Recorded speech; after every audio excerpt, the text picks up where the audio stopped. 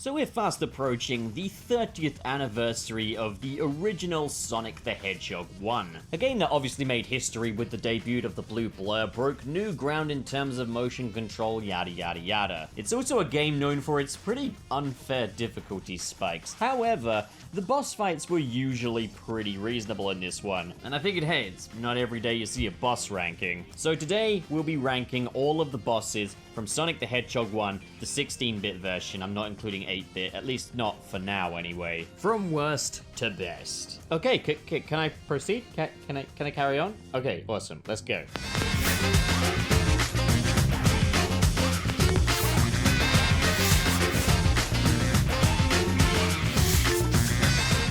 In 6th place, last place, we have the Flame Spout from Marble Zone. And yeah, this boss is just okay. There's not really a bad boss on this list. He dips in, he dips out, he throws some fire at you, he sets the ground below on fire, there's a little dip of lava, it's just fine. It's just a completely, just okay, harmless boss. It's honestly relieving to see this guy because you know that you're done with the fucking funeral home that is Marble Zone. Yeah, it's not very noteworthy. It's completely just an okay boss fight. I'm sure there are other YouTubers that could go into depth about why this boss fight is pivotal in some way, or why this boss fight sucks or something, but that's not me. Can I move on? I want to move on. In 5th place, we have the Spike from the Spring Yard Zone. The funny thing about the Robotnik bosses in Sonic the Hedgehog 1 is that they're just the Eggmobile with some kind of attachment, whereas from Sonic 2 onwards, they'd get a bit more ambitious as to what contraptions Dr. Robotnik is running around with. This is just the epitome of a Sonic 1 boss. There's a spike on the bottom of it. There it is. There's your boss. I guess the Spring Yard boss makes a little more use of its environment with the way that the spike can lift up the blocks from beneath you, making the boss harder as it progresses, because you've got to really be careful of where you're jumping.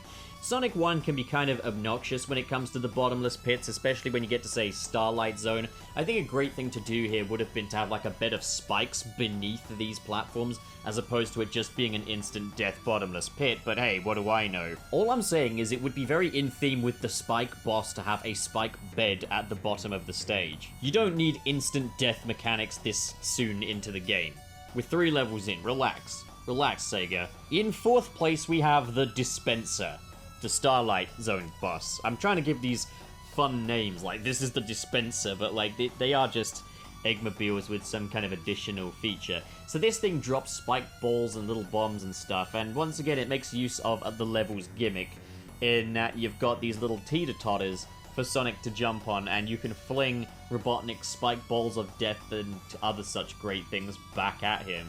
You use Robotnik's attacks against him, which I think is kind of interesting and cool. So, yeah, not a huge amount to really say with this one. Timing's everything, but, it's pretty good. It's pretty nifty how you can use Robotnik's attacks against him in this case. That's not bad.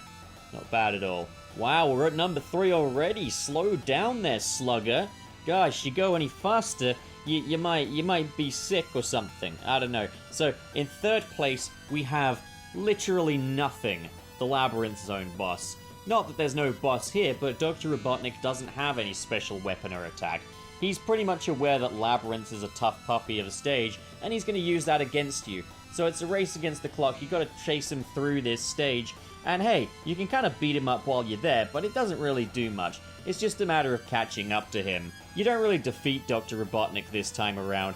I think they were fully aware how difficult Labyrinth Zone was and decided, hey, you don't really need a special gimmick for this boss. The best gimmick they can do is use the stage against you, which they've been doing this entire time in a way.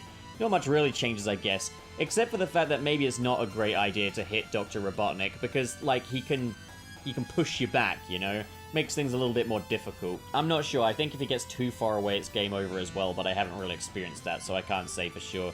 On a whole, it's a clever boss idea. It's very tough, but it's a good idea, and it's certainly more noteworthy than the previous bosses on this list. Huh? Yes! Alright, because we really are moving way too fast, I want to say right now, I think the Dr. Robotnik boss theme in Sonic 1 is one of the best versions. It's more threatening, it's got a calculating feel to it, and makes Dr. Robotnik feel really intimidating, even though his machines in this one are definitely far from as intimidating as they would go on to become in later games. When I was a kid, I played the PAL version of Sonic 1. It's basically the same game, except running at 50 Hz and without translation, so everything's just that teeny bit slower, including the music. And the Robotnik theme in PAL is very eerie and unsettling, and I love it for that reason.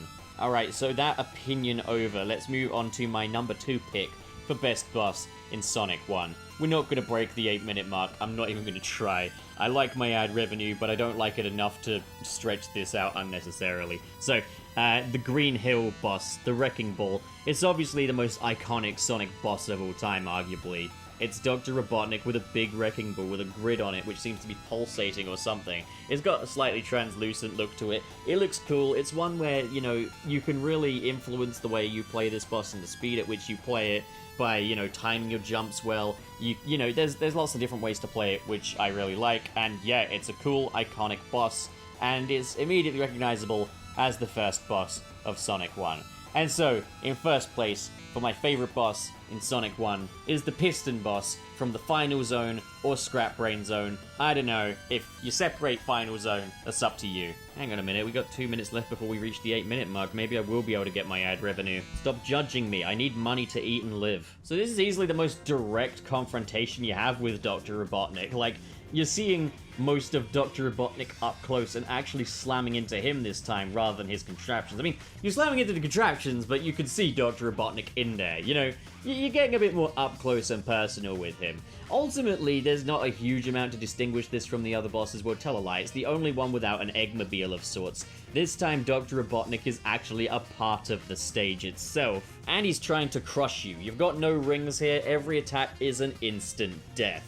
However, I will say this, with that in mind, it's a very fair difficulty and one of the easier final bosses of the classic Sonic games. I had no trouble picking this up for the first time with minimal Sonic experience, so, I don't know, I had no issue. It's probably the coolest and most well-designed boss of the bunch, and I'd definitely say I had more fun with this one than I did, say, Spring Yard. So yeah, there's that.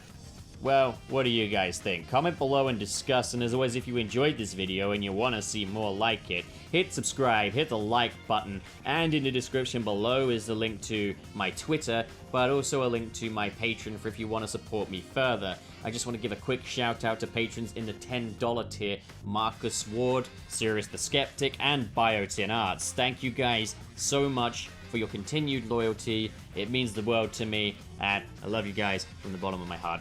As for the rest of you, I still love you guys, just not quite as much. As it stands, have a great day, guys, and thank you for watching.